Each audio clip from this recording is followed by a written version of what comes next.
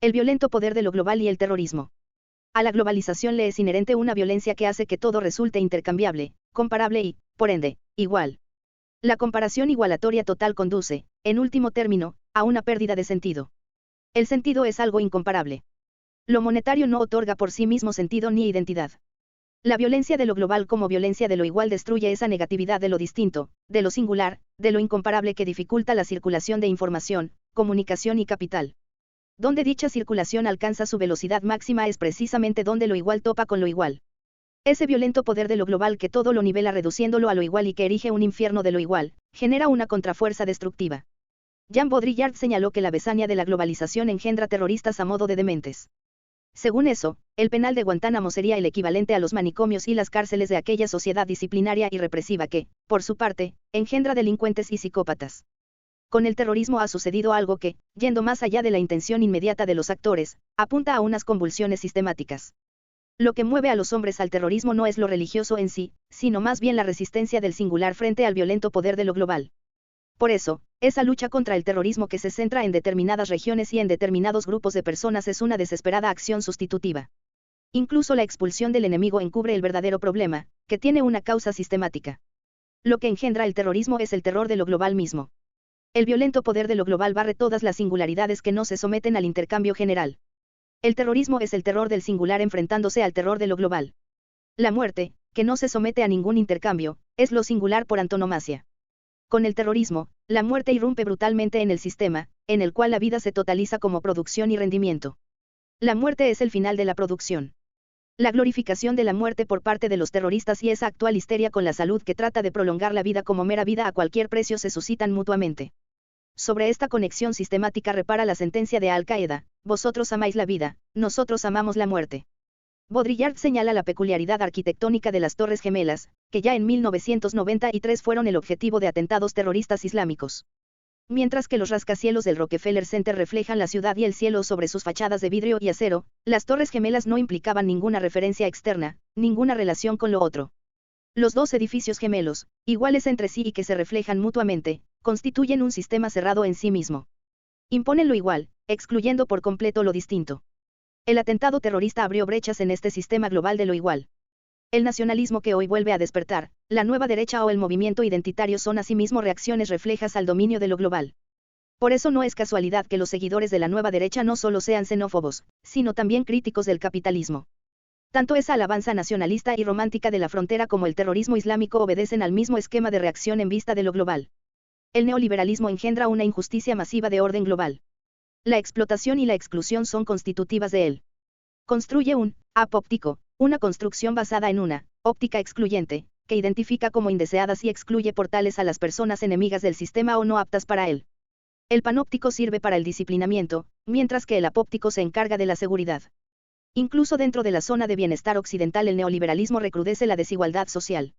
En último término, elimina la economía de mercado social. Alexander Rustow, quien acuñó el concepto de neoliberalismo, constató que si la sociedad se encomienda únicamente a la ley mercantil neoliberal se deshumaniza cada vez más y genera convulsiones sociales. Por eso señala que hay que completar el neoliberalismo con una política vital, que siembre solidaridad y civismo. Sin esta rectificación del neoliberalismo a cargo de la política vital, surgen unas masas inseguras, que actúan movidas por el miedo y que se dejan captar fácilmente por fuerzas nacionalistas étnicas. El miedo por el futuro propio se trueca aquí en xenofobia. El miedo por sí mismo no solo se manifiesta como xenofobia, sino también como odio a sí mismo. La sociedad del miedo y la sociedad del odio se promueven mutuamente. Las inseguridades sociales, unidas a la desesperación y a un futuro sin perspectivas, constituyen el caldo de cultivo para las fuerzas terroristas. El sistema neoliberal cultiva directamente estos elementos destructivos, que solo a primera vista parecen opuestos a él. En realidad, el terrorista islámico y el nacionalista étnico no son enemigos, están hermanados, pues comparten una genealogía común. El dinero es un mal transmisor de identidad.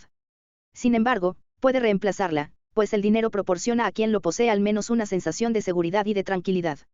Por el contrario, quien ni siquiera tiene un poco de dinero no tiene nada, ni identidad ni seguridad. Así, forzosamente se evade a lo imaginario, por ejemplo a la idiosincrasia de un pueblo, la cual pone rápidamente a disposición una identidad. Al mismo tiempo se inventa un enemigo, por ejemplo el Islam. Es decir, a través de unos canales imaginarios levanta unas inmunidades para alcanzar una identidad que otorga sentido. El miedo por sí mismo hace que inconscientemente se provoque la nostalgia de un enemigo. El enemigo es, aunque de forma imaginaria, un proveedor de identidad. El enemigo es nuestra propia pregunta como figura. Por este motivo tengo que confrontarme con él combatiendo, para así obtener mi medida propia, mi frontera propia, mi figura propia. Lo imaginario compensa una carencia en la realidad. También los terroristas habitan lo imaginario. Lo global hace que surjan unos espacios imaginarios que promueven una violencia real. El violento poder de lo global debilita al mismo tiempo las defensas inmunitarias, pues éstas estorban la circulación global acelerada de información y de capital.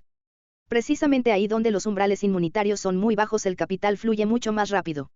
Dentro de ese orden de lo global que hoy es hegemónico y que totaliza lo igual, en realidad solo existen más iguales u otros que son iguales. No es en esas vallas fronterizas que se han levantado recientemente donde se despierta la imaginación creadora de fantasías referidas a otros. Ante tales vallas, la imaginación se queda estupefacta y sin habla. En realidad, los inmigrantes y los refugiados no nos resultan distintos, no nos resultan ajenos, no son unos extraños a causa de los cuales se sienta una amenaza real, un verdadero miedo. Ese miedo solo existe en la imaginación. Los inmigrantes y los refugiados se perciben más bien como una carga. Lo que se siente hacia ellos cuando se los considera como posibles vecinos es resentimiento y envidia, unos sentimientos que, a diferencia del temor, el miedo y el asco no son una auténtica reacción inmunológica. Las masas xenófobas están contra los norteafricanos, pero luego pasan las vacaciones con todos los gastos pagados en sus países. Para Baudrillard, la violencia de lo global es carcinomatosa. Se propaga como células cancerígenas, a través de una proliferación inacabable de pólipos y de metástasis. Baudrillard explica lo global con ayuda del modelo inmunológico. No es casualidad que hoy se hable tanto de inmunidad, de anticuerpos, de trasplante y de rechazo. El virulento poder de lo global es una violencia viral, la violencia de las redes y de lo virtual. La virtualidad es viral. Resulta problemática esta descripción inmunológica de la interconexión. Las inmunidades ocluyen la circulación de información y comunicación. El me gusta no es una reacción inmunológica. El virulento poder de lo global, en cuanto violencia de la positividad, es posinmunológico. Baudrillard no se da cuenta de este cambio de paradigma constitutivo del orden digital y neoliberal. Las inmunidades forman parte del orden terrenal. La sentencia de Jenny Halser, protegedme de aquello que quiero, hace ver justamente el carácter posinmunológico de la violencia de la positividad. El contagio, la implantación, la expectoración, y los anticuerpos, no explican el exceso actual de la hipercomunicación y de información. La demasía de lo igual puede provocar vómitos, pero la regurgitación no proviene de una sensación de asco que se refiera al distinto, al extraño. El asco es un estado de excepción, una crisis aguda de autoafirmación frente a una alteridad inasimilable. Es precisamente la falta de negatividad de lo distinto lo que provoca síntomas como la bulimia, los atracones de series, o la sobreingesta compulsiva. No son virales. Más bien se explican en función de esa violencia de la positividad que es inasequible a toda defensa inmunitaria. El neoliberalismo es cualquier cosa menos el punto final de la ilustración. No lo guía la razón. Precisamente su besania provoca unas tensiones destructivas que se descargan en forma de terrorismo y nacionalismo. La libertad de la que hace gala el neoliberalismo es propaganda. Lo global acapara hoy para sí incluso valores universales. Así, incluso se explota la libertad. Uno se explota voluntariamente a sí mismo figurándose que se está realizando. Lo que maximiza la productividad y la eficiencia no es la opresión de la libertad, sino su explotación. Esa es la pérfida lógica fundamental del neoliberalismo. En vista del virulento poder de lo global se trata de proteger lo universal para que no quede acaparado por lo global. Por eso es necesario hallar un orden universal que también se abra a lo singular. Aquello singular que irrumpe con violencia en el sistema de lo global no es el otro distinto, el cual permitiría un diálogo. En esa imposibilidad de dialogar que constituye el terrorismo radica su carácter diabólico. Lo singular renunciaría a su carácter diabólico únicamente en un estado reconciliado en el que lo lejano y distinto se quedara en una cercanía otorgada. La paz perpetua, de la que habla Kant, no es otra cosa que un estado de reconciliación. Se basa en valores universales que la razón se asigna a sí misma. Según Kant, se puede forzar a instaurar la paz también mediante aquel espíritu comercial, que es incompatible con la guerra y que, más tarde o más temprano, se acaba apoderando de todo pueblo. Pero tiene un plazo fijado y no es eterno. Lo único que por sí mismo puede forzar a instaurar la paz es el poder del dinero. Pero el comercio global es una guerra con otros medios. Ya en el Fausto de Goethe se dice, preciso fuera que nada supiese yo de navegación, diagonal guerra, comercio y piratería son tres cosas en una, diagonal imposibles de separar. El virulento poder de lo global provoca que haya muertos y refugiados como si fuera una auténtica guerra mundial. Esa paz que el espíritu comercial fuerza a instaurar no solo tiene fijado un plazo, también está delimitada espacialmente. La zona de bienestar, es más, la isla de bienestar, siendo un apóptico o una construcción basada en una óptica excluyente, está rodeada de vallas fronterizas, de campos de refugiados y de escenarios bélicos. Kant no se dio cuenta del carácter diabólico, de la irracionalidad del espíritu comercial. Su enjuiciamiento resultó tenue. Suponía que dicho espíritu comercial instauraría una paz, prolongada. Pero esta paz no es más que una apariencia. El espíritu comercial solo está dotado de un entendimiento calculador. Carece de toda razón. Por eso es irracional aquel sistema al que solo domina el espíritu comercial y el poder del dinero. Precisamente la actual crisis de los refugiados revela que la Unión Europea no es más que una unión económica comercial que busca el provecho propio. La Unión Europea como zona europea de libre comercio, como comunidad contractual entre los gobiernos con sus respectivos intereses estatales y nacionales, no sería para Kant una construcción racional, una alianza de los pueblos, guiada por la razón que se comprometiera a defender valores universales como la dignidad humana.